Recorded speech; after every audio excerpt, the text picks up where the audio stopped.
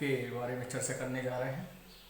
बीज उपचार ठीक वैसे ही है जैसे बच्चों को जो टीकाकरण कराया जाता है उनको सुरक्षित या स्वस्थ जीवन देने के लिए, इस प्रकार से बीज उपचार भी करते हैं पौधे को स्वस्थ और सुरक्षित रखने के लिए।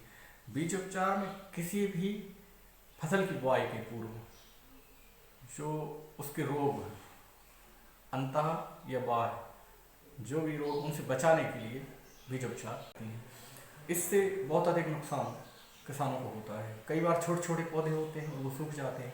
इन सब चीज़ों से बचने के लिए हमें बीज उपचार जरूर करना चाहिए। बीज उपचार हम कहें तो 3 प्रकार से कर सकते हैं। जैसे पहला भौतिक उपचार पद्धति है, दूसरी रासायनिक उपचार पद्धति है, तीसरी जैविक उपचार पद्धति है।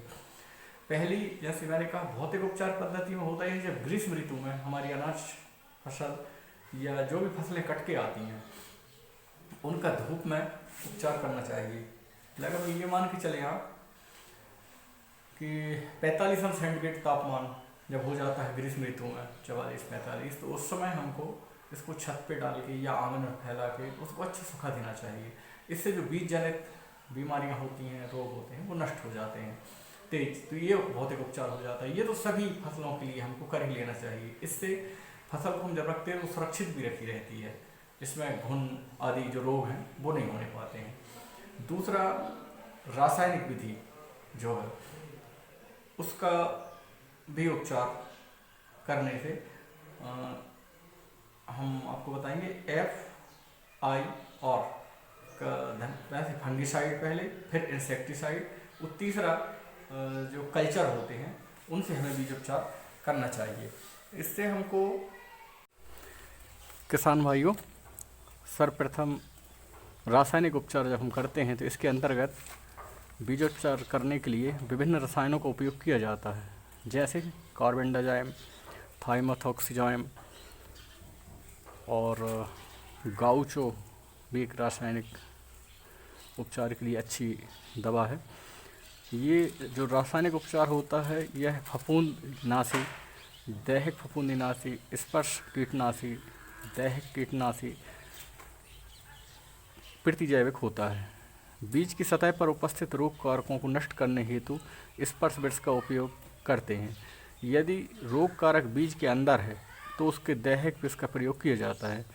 बीज, जड़ तथा तना सड़न एवं सूखे रोगों के लिए फफूंदीनाशक जैसे थायरम है, मैंकोजेब है, स्पर्श फफूंदीनाशक, कार्बेंडाजिम आदि का उपयोग करते हैं।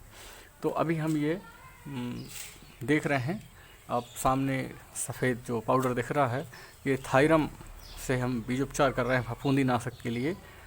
इसके बाद हम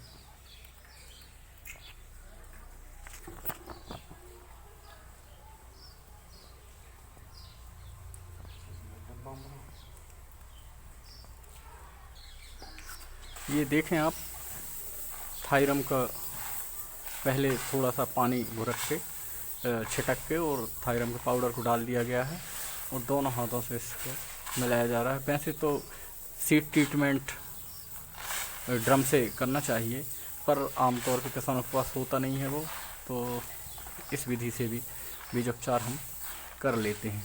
बीज उपचार का जो क्रम है वो FRI सिस्टम में होना चाहिए।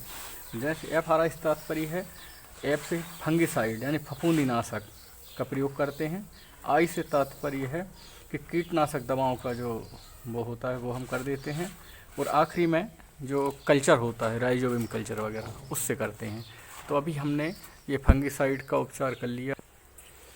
ये दूसरा जो सिस्टम है इसमें R वाला FRI, मतलब जो देखें आप, थाइमोथोक्सिजाम का घोल इनने इस पे कर दिया है, डाल दिया है, और दोनों हाथों से इसका मिश्रण को अच्छे से मिलाएंगे। जैसे दोनों हाथों से मिलते जाओ, उसको मलते जाओ, मतलब ऐसे।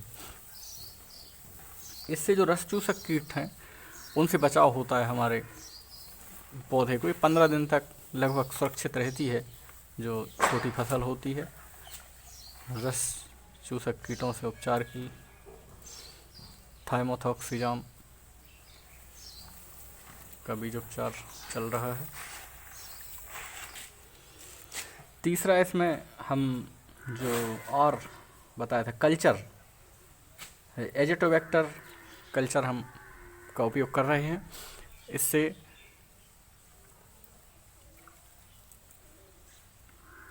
चना यदि होता तो राइजोबियम का हम प्रयोग करते। जीवाणु कल्चर में ट्राइकोडर्मा, स्यूडोमोनास, फ्लोरोसेंस आदि का उपयोग भी करते हैं।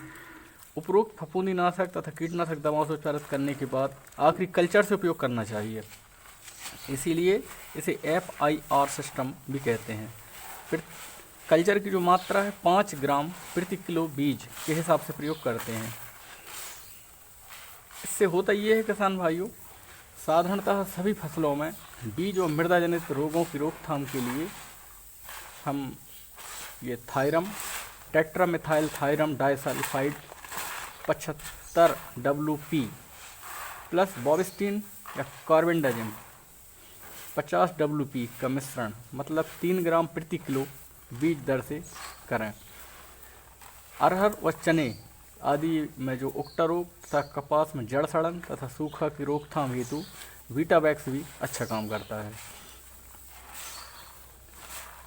विभिन्न कीटों के उपचार हेतु गाउचो या इमिडाक्लोप्रिड जो 70% WS है वह भी बहुत अच्छा काम करता है। अरहर में तो इसका बहुत ही अच्छा रिजल्ट या बहुत अच्छा परिणाम मिलता है। लगभग 1 माह तक आपकी फसल बिल्कुल सुरक्षित रहती है। बीज उपचार के जो लाभ हैं,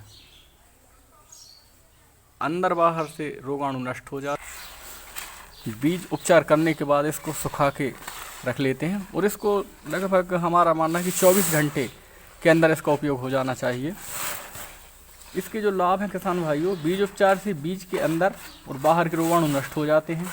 इसके द्वारा बीजों के चारों ओर एक कवच सा बन जाता है, जिससे अंकुरण के समय भी मृदाजन्य रोगों से सुरक्षा मिलती है। इसके उपयोग से अंकुरण भी अच्छा होता है, स्वस्थ पौधे प्राप्त होते हैं। और आजकल जो अच्छी दवाएं हैं उनसे लगभग हमारी 15 दिन 20 दिन तक की जो छोटी फसल होती है वह भी सुरक्षित रहती है। इसमें हम सावधानियों की चर्चा करें तो दवा की उपयुक्त मात्रा व दर तथा उचित विधि द्वारा ही बीज उपचार करना चाहिए। उपचारित बीज को गीले स्थान पर ना रखें।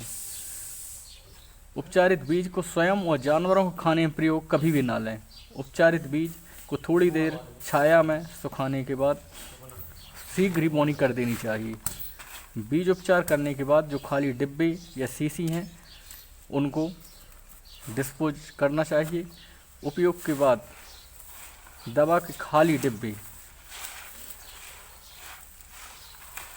नष्ट कर दें।